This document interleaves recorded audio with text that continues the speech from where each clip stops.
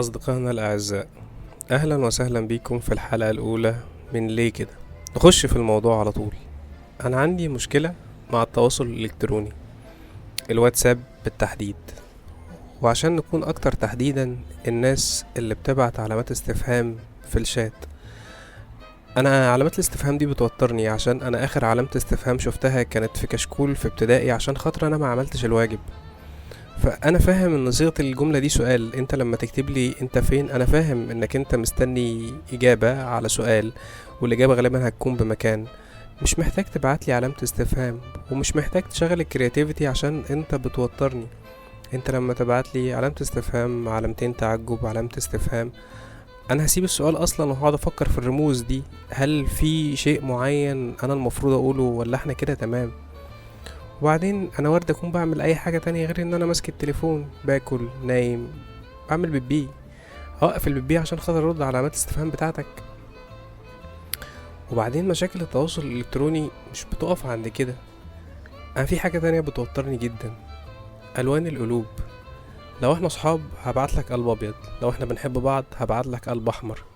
الازرق والاصفر صدقوني انا مش عارف احنا المفروض نستخدمهم امتى، بس هو واضح ان هم ليهم استخدام. فانا بطلت استخدم القلوب اصلا من بعد ما عرفت ان كل لون له قلب. بس انت مش متخيل كم التوتر. انا شبه اللي في فيلم اجنبي في اخر ثانية بيحاول ان هو يقص سلك القنبلة عشان ما تفرقعش فيه. يعني انا لو بعت لحد قلب احمر واحنا مفيش بينا حاجة، دي كارثة somehow. الموضوع ما بيوقفش هنا بس. التواصل الالكتروني جرنا لسكة اكيد ما كناش نحب نوصل لها، وهي جروبات الشغل.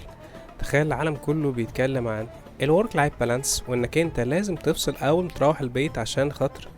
طب بجد افصل ازاي وانا داخل بجروب الشغل البيت معايا على التليفون؟ سامع في حد بيقول اعمل له ميوت ما تردش، هيتعمل لك منشن وهيتنده عليك، وتاني يوم لو ما ردتش هيقول لك احنا امبارح كلمناك وكان في حاجه ضروري، كان العالم بينتهي ولازم تبعت الميل اللي انت كان المفروض تبعته. الكوميدي في الامر ان ممكن انت بعد ما تفتح وتتوتر وتفتح جروب الشغل تلاقيها حد بيقولك عايزك بكره اول ما توصل الصبح تبعت ميل. طب ما تقولي بكره الصبح، انا هبقى موجود وانت هتبقى موجود والميل هيكون قاعد معانا، ساعتها هيكون اسهل عليا ان انا ارد عليك وابعت لك الميل.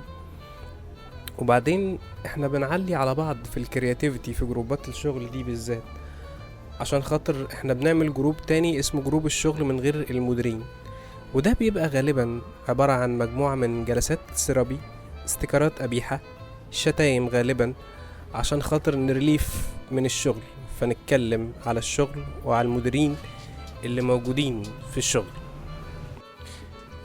يا ريت المشكلة وقفت عند كده. حياتنا كانت جميلة وقادرين نستحمل الواتساب رغم كل الصعوبات، لغاية لما ظهر أحفاد أم كلثوم، أصحاب الحس الفني، أصدقائنا اللي قرروا إن جواهم مواهب دفينة محتاجين يفجروها جوا ودنا.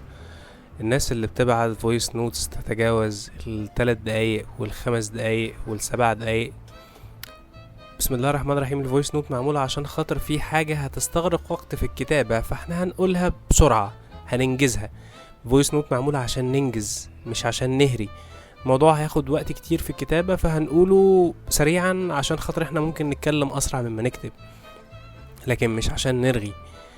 في رؤساء دول بيقولوا خطب ما بيحتاجوش ان هم يتكلموا 5 دقايق، هو بيقولوا الخطبة في 3 دقايق، وده رئيس دولة.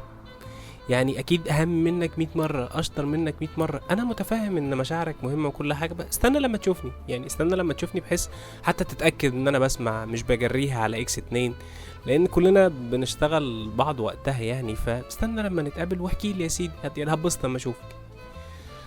المشكلة واخيرا وليس اخرا، أنا مشكلتي الرئيسية مع الواتساب هي البرايفسي، الخصوصية.